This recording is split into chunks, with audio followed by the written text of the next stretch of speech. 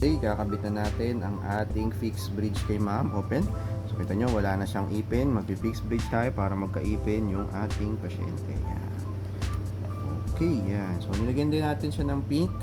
Kasi pagka sobrang haba ng ipin, ganyan kahaba, mukhang rabbit ang itsura. Anyways, yung pink, kamukha din naman nung gums ni madam.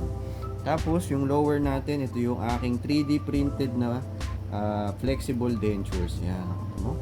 Open. Swak din ang pagkakalagay. Yan. Agad, madam? Yun. Close lips and smile as wide as you can. Yan. Ganda na, madam. Yan, no?